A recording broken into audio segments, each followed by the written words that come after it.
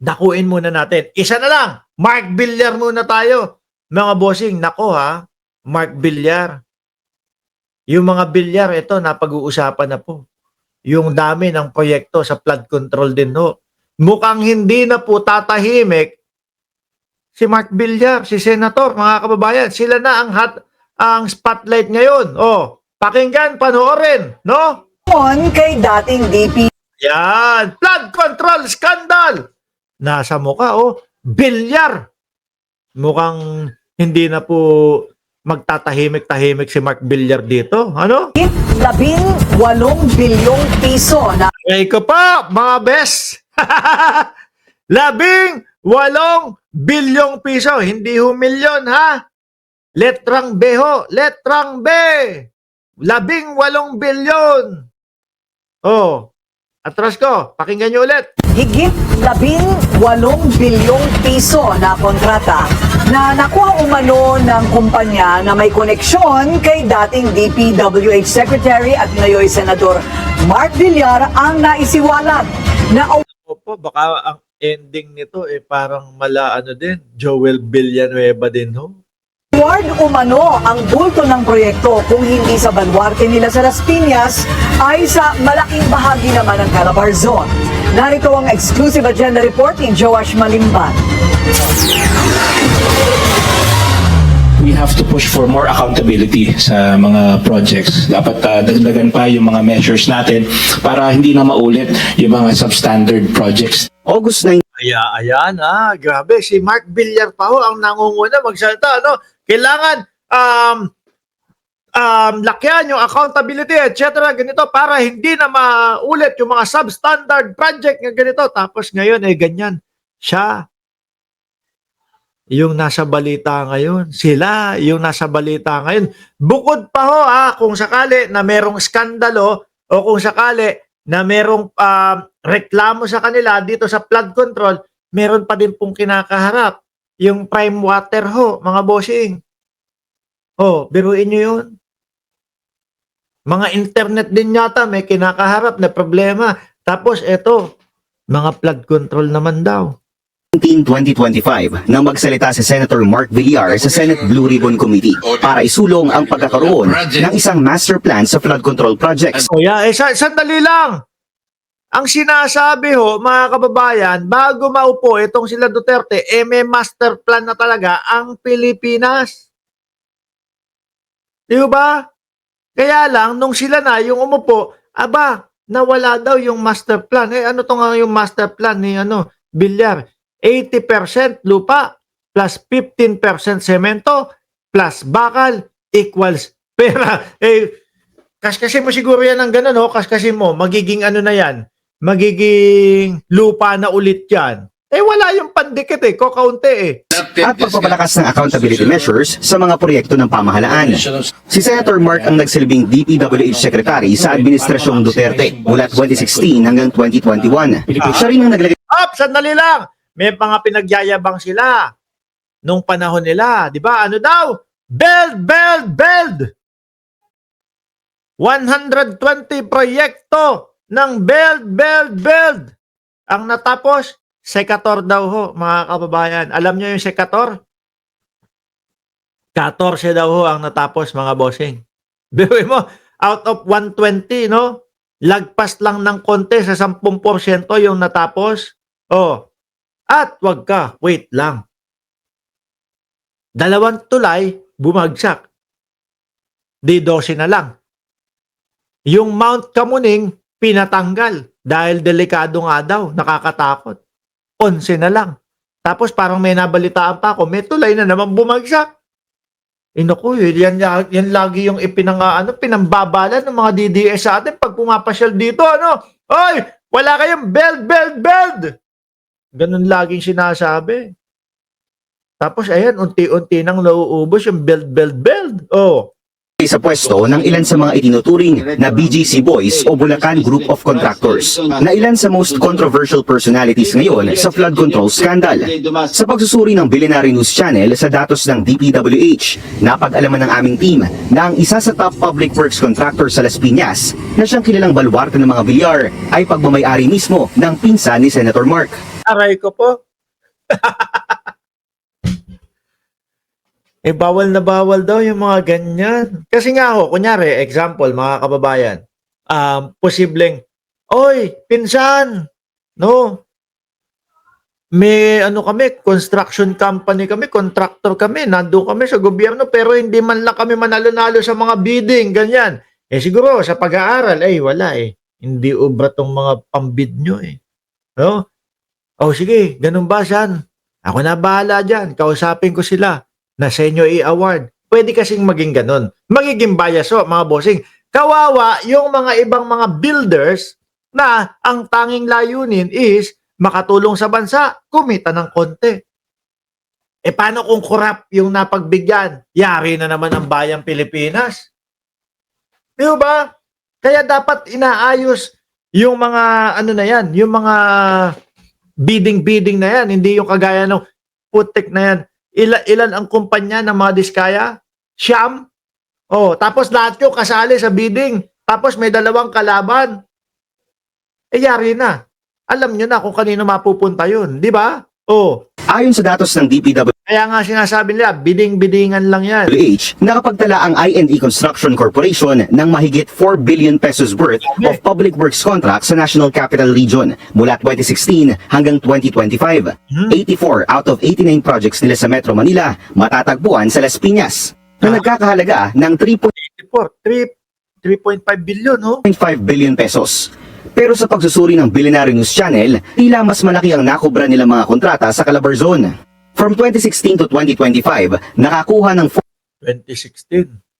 Umpisa ni dating Pangulong Duterte yun, ha? 45 DPWH contracts ang kumpanya na aabot sa 4.6 billion pesos. Yan ay sa kabila ng hindi nila pagkakaroon ng proyekto noong 2018 at 2019. Ayon sa datos Sabi ni Sir Odi Lenon ng Cereza Force, lahat ng bidding sa DPWH ay scripted, Boss Mark. Yun din yung narinig ko kay Bryce Hernandez eh. Yun din yung narinig ko kay Bryce Hernandez, mga ng DPWH, pinakamalaking bulto ng kanilang mga kontrata sa Calabarzon makikita sa iba't ibang bayan ng Cavite, na siyang kilalang lugar din ng ilan sa mga massive private at real estate properties ng mga bilyar. Ang kasalukuyang authorized managing officer ng kumpanya, si former Las Piñas Councilor Carlo Aguilar. Natalo siya sa nakaraang halalan matapos kalabanin sa pagka-mayor ang pinsan din nitong si April Aguilar. Ngayon, ngayon nila sabihin ng mga DDS na si Pangulong Bongbong Marcos ay weak. Biruin mo lahat ito, no? Lahat po ng nasa spotlight ngayon. Si Chabit, spotlight. Mga bilyar, nasa spotlight. Tapos na yung dalawa. Mamamatayan na nga ng ilaw yung dalawa, si Kibuloy at si dating Pangulong Duterte. Wala na yun. Pero mga big time po, yung mga tipo bang ang hirap banggain, ayan, may kinakaharap din. Yung tipo bang, wala, hindi natin magagalaw yan. Kumbaga, gawan ka ng kalokohan, tas ireklamo mo yung mga yon, hindi magagalaw yan, mayayari lang tayo. Matatalo tayo dyan. Mga malalaking tao yan. Pero hindi prime water ng bilyar, sinisita. Sa zona pa ng Pangulo. Wala naman pong ibang mga kababayan. Wala pang ibang mga sasabihin tungkol sa tubig ng ganun. Prime water lang. Di ba? Sabi ni Luis Lane, hoy mga swapang, hindi ninyo madadala sa libingan ninyo iyang mga kinukurakot ninyo. Ilang sukat lang iyan. Kalalagyan ninyo. Sabi. Nakita mo yung pera daw na ipapadala kay Saldico? Isang buong lamesa ng billiard table? Tumakbo si Carlos sa ilalim ng Villar Matriarch at nooy congressional candidate na si former Senator Cynthia Villar. Sa mga nakalap na dokumento ng Billionaire News Channel, tila nailipat lamang ang kumpanya sa pangalan ni Carlo Aguilar nitong nakaraang taon. Base yan sa isang 2024 contract ng DPWH. Sa isang 2017 contract naman, isang Manuel Ilagan ang nakalagay na presidente ng kumpanya. Sa 2022 contract naman na ito, isang Maria Angelica Amy Ilagan na ang nakalistang presidente. Ayon sa neophyte congressman ng Las Piñas City na si Mark Santos, Divest.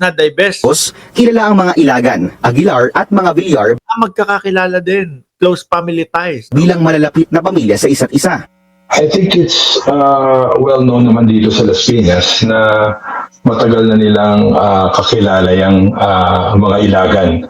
At maraming kontratang nakuha dito sa Las Piñas, especially during the time ni Senator Mark Villar when he was the DPWH secretary during that time. Hindi ko naman sinasabi, mga kababayan, na ginagawa ni Mark Villar. Kasi pwede, DPWH ka, tapos ikaw yung namumuno doon sa mga kalsada, gawaan ng mga ganito, ganyan. Pwede mangyari din kasi, bibili, no? So, ganito, bibili tayo ng lupa, no? Magkano bili dyan sa lupa? 20 pesos kada parisukat. Ganyan. 20 pesos kada parisukat. Kumbaga, liblib na bundok eh. Malayong malayo eh. Sino naman ba titira dyan? O, ganito lang. Isang bundok, bilhin ninyo. 20 milyon. Ganun kadami. Eh, di ba? Tapos pwede, ang maiisipan, daanan natin, lagyan natin ng way papunta doon. Tapos sasabihin natin, nako, eto po, makakapunta na kayo doon sa lugar na iyon. Kahit liblib po, maganda na po ang kalsada, etc. etc. Yung pala, biglang meron doon, no, na pagtatayuan ng mga apartment. Pwedeng mangyari. Hindi ko sinasabi na ginagawa nila. Pero maaari. Ano? Maaari, oh. Tuloy. Tapos, syempre, kapag kami daanan na ho ng sasakyan, iba na. Hindi na 20 pesos parisukat na yun. Iba na. 15,000 parisukat. Oh. Pag may bahay na, 6 na milyon na. Diba? Oh. Bukod sa I&D Construction, inilahad din sa amin ni Congressman Santos na mayroon pang isang kumpanya ang pinsan ng mga Villar na nakakubra rin ng hundreds of millions of pesos worth of DPWH contracts. Ayon sa sumbong sa Pangulo.ph, nakakubra ang Motion Trade Development Corporation ng 4 na flood control projects mula 2022 sa mga lalawigan ng Cavite at Quezon. Ano ba? Ghost project din yung sinumbong nasa sumbong ng Pangulo daw eh. Ibig sabihin, may problema yung mga proyekto na yan, kaya isinumbong. Aabot ang presyo ng mga kontrata sa 390.9 million pesos. Ang authorized managing officer, mismong si Carlo Aguilar din. Sa pagsusuri ng Billionaire News Channel, walang kontratang hinahawakan ng Motion Trade ng mag-isa at laging may ka-joint venture. Dalawa ang nakita naming common companies na laging katuwang ng Motion Trade. Una, ang I&E na pagmamayari rin ng mga Aguilar. At ikalawa naman, ang Omnicon Builders na pagmamayari ng isang Lloyda Dumali. Parang sila lang, ano? Nakakita ang aming team ng dalawang kontrata ng Motion Trade at Omnicon Builders sa Las Piñas. Parehong Galing mag-research ng ng Billionaire News flood control structures na nagkakahalaga ng 93.5 million at 85.9 million pesos. Ayon kay Congressman Santos, mayroong 4 na contractor sa Las Piñas na nakakuha ng pinakamalalaking bulto ng mga kontrata ng DPWH. Parang sila nga lang daw ho. Oh. Kabilang dyan ang dalawang kumpanyang pagmamayari ni Aguilar at ang Omnicon Builders. Sinuri rin ng aming team ang Omnicon Builders at napag-alaman namin na halos lahat ng kontratang hawak nito matatagpuan lang din sa Las Piñas at Cavite. Okay. Kung Yan ba yun? Yun kaya yung pinapakita nila? Hindi tapos? yung pagmamayari ni Aguilar at ang Omnicon Builders. Sinuri rin ng aming team ang Omnicon Builders at O yan, pinag-uusapan proyekto. Siguro ito yung proyekto nila. Kaya yung pinapakita nila. napag-alaman namin na halos lahat ng kontratang hawak nito matatagpuan lang din sa Las Piñas at Cavite. Kung pagbabasehan ng sumbong sa Pangulo website, nakakubra ang kumpanya ng 21 flood control projects mula 2022 na nagkakahalaga ng 1.3 billion pesos. 19 ang matatagpuan sa Cavite, 2 sa Las Piñas City at 1 naman sa Batangas. Puro flood control. Puro flood control. Hindi, tsaka sabi ho, kapag ka daw mga multipurpose building lang daw, yung proponent o yung politiko, nakakatkong 10% lang daw ho, mga kababayan. Kaya yung iba, siguro kaya favorite ang flood control. Kasi kaya naman daw, like example, multipurpose building, pataas yan, di ba? Pa-building yan, maaaring gumuho. So, siyempre, naaawa sila.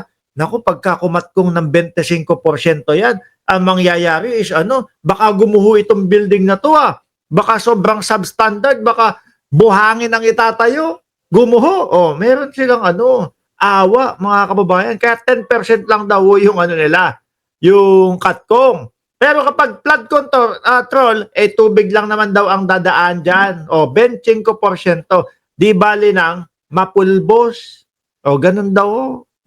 Sa mas malalim na pagsisiyasat ng Billionaire News Channel, napag-alaman ng aming team na tila konektado rin sa isa pang pamilyang malapit din sa mga Villar ang nagmamay-ari ng Sabi ni Sir Tony Ninobla kanina, conflict of interest.